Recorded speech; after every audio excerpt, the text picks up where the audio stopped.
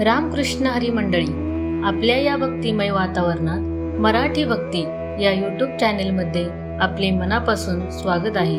प्रभू श्री रामाची पत्नी माता सीतेला हिंदू धर्मात पूजनीय स्थान आहे। माता सीतेला सीता नवमी समर्पित आहे। हा सण देशभरात मोठ्या उत्साहात साजरा केला जातो। या दिवशी माता सीतेची विधिवत पूजा केली जाते। हिंदू धर्मात माता सीतेला प्रभू रामा इतकेच महत्त्व आहे। सीतेचे स्थान रामाच्या आधी आहे, त्यामुळे रामनवमी प्रमाणे सीता नवमीचेही विशेष महत्त्व आहे। हा दिवस सीता मातेचा जन्मदिवस म्हणून साजरा केला जातो। सीता नवमीच्या शुभ मुहूर्तावर माता सीतेची पूजा केल्याने सुख समृद्धी प्राप्त होते। पंचांगानुसार दरवर्षी वैशाख महिन्यातील शुक्ल पक्षाच्या नवमी तिथीला सीता नवमी साजरी केली जाते। त्यानुसार यंदा 16 मे रोजी सकाळी 6:22 सीता नवमी सुरू होईल, तर 17 मे रोजी सकाळी 8:48 समाप्त होईल। या दिवशी सकाळी 10:56 ते 1:40 पर्यंत पूजेचा शुभ मुहूर्त आहे। हिंदू धर्मात सीता नवमीला विशेष महत्त्व आहे। माता सीतेला जानकी म्हणून ओळखले जाते, म्हणून हा दिवस जानकी नवमी म्हणून साजरा केला जातो।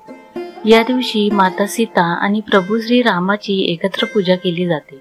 असे केल्यास 16 महान दान केल्याचे फळ मिळते। प्रभू राम हे विष्णू आणि माता सीता देवी लक्ष्मीचा अवतार आहे। सीता नवमीला सीता मातेची पूजा केल्याने देवी लक्ष्मीची कृपा लाभते। शास्त्रानुसार वैशाख मास शुक्ल पक्षातील नवमी तिथीला पुष्य नक्षत्रामध्ये यज्ञासाठी भूमी नांगरताना मिथिला नरेश जनकाला जमिनीतून एक मुलगी मिळाली।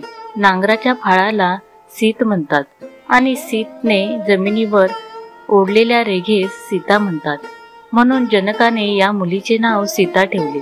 भूदेवीच्या उदरातून जन्मलेल्या तिला भूकन्याही म्हणतात। जनकाची मुलगी म्हणून तिला जानकी देखील म्हणतात। जनकास विदेह म्हणत, म्हणून सीतेस एक नाव वैदेही असेही पडले। मिथिला नगरची राजकुमारी म्हणून मैथिली नावानेही सीतेस ओळखले जाते। या दिवशी वैष्णव संप्रदायाचे लोक देवी सीतेसाठी व्रत ठेवतात आणि पूजाही करतात। या दिवशी जो व्यक्ती व्रत ठेवतो आणि श्रीरामासहित देवी सीतेची पूजा करतो त्याला पृथ्वीदानाचे 16 महान दानाचे सर्व तीर्थ दर्शनाचे फळ प्राप्त होते। यामुळे या दिवशी व्रत अवश्य करावे। व्हिडिओ आवडल्यास चॅनलला सबस्क्राईब करा, लाईक करा आणि शेअर करा। धन्यवाद।